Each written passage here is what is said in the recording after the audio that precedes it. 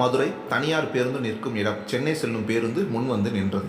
பதிவு செய்யப்பட்ட இருக்கைகள் என்பதால் அவ்வளோ நெரிசல் இல்லை.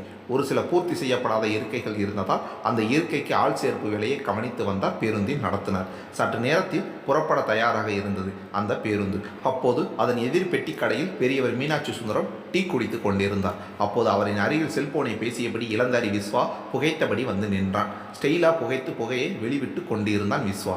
அந்த புகை அருகில் இருந்த மீனாட்சி சுந்தரத்தை மிகவும் சுவாசிக்க சிரமப்படுத்தியது. தம்பி, அந்த ஓரமா போய் புகையை விளைய வேண்டியதானே, மூச்சு விட சிரமமா இருக்குப்பா என்று பணிவுடன் கேட்டார் மீனாட்சி சுந்தரம். போன் பேசியபடி அவரின் பேச்சை கேட்டவன் போன் பேசுவதை நிறுத்திவிட்டு, பெருசு நீ அங்கே போய் குடி, நான் எதுக்கு அந்த பக்கம் போகணும், நீ போயா, உனக்கு சிரமம் இருந்தால் நீ தான் போகணும், என்னையே போக சொல்கிற என்று மரியாதை குறைவாய் பேசினான் விஸ்வா.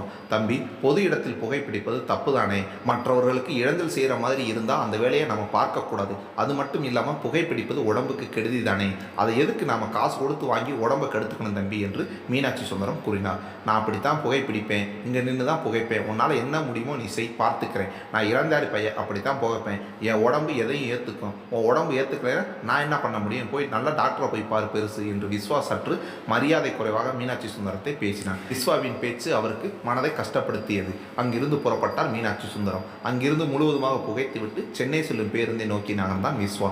நடத்துனரிடம் தன் இருக்கை பதிவு செய்த ரசீதை காண்பித்து பேரில் ஏறி அமர்ந்தான் விஸ்வா. பேருந்து புறப்பட்டது. பேருந்தில் இருந்த அனைவரும் உறங்க ஆரம்பித்தனர். கடும் பனி பொழிவு. அனைவரும் இருக்கை ஒரு ஜன்னலை அடைத்து வைத்து காதுக்கு குல்லா மாட்டியபடி உறங்கி கொண்டிருந்தனர். விஸ்வா முன் இருக்கையின் ஜன்னல் மட்டும் அடைக்கவில்லை.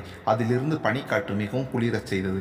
அந்த ஜன்னல் ஓரம் அமர்ந்து இருப்பவரிடம் ஜன்னலை சாற்றும்படி கேட்டான். அதற்கு பதில் இல்லை. கோபமாக எழுந்தான். ஜன்னலை மூட முயன்றான் விஸ்வா. தம்பி, ஜன்னலோர சீட்டு என்னது, நான் காசு கொடுத்து புக் பண்ணியிருக்கேன், எனக்கு காற்று வேணும், உனக்கு காற்று வேணாம் என்றால் வேறு இடம் பாருப்பா என்று கூறியபடி விஸ்வாவை பார்த்தார் மீனாட்சி சுந்தரம். கோபமாக அவரை முறைத்தான் விஸ்வா.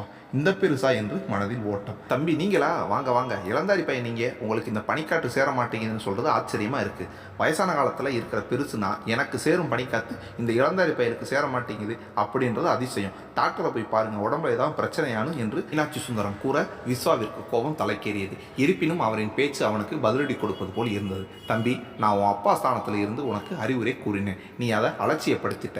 ஆனால் நான் அப்படி செய்ய மாட்டேன். பொது இடத்தில் எப்படி இருக்கணும்னு எனக்கு தெரியும். பொது இடத்தில் சில விஷயங்களை விட்டு கொடுத்து தான் போகணும். உனக்கு இந்த பனிக்காற்று சேரலைன்னு சொல்கிறேன், ஆனால் எனக்கு அந்த காற்று எனக்கு வேணும். இருந்தாலும் மற்றவங்களுக்கு இது இடைஞ்சலாக இருப்பதால் இந்த ஜன்னல் கதவை மூடி விடுறேன் என்று மீனாட்சி சுந்தரம் கூறி முடித்தார். விஸ்வாவிற்கு மீனாட்சி சுந்தரத்தின் பேச்சு சற்று புரிய ஆரம்பித்தது.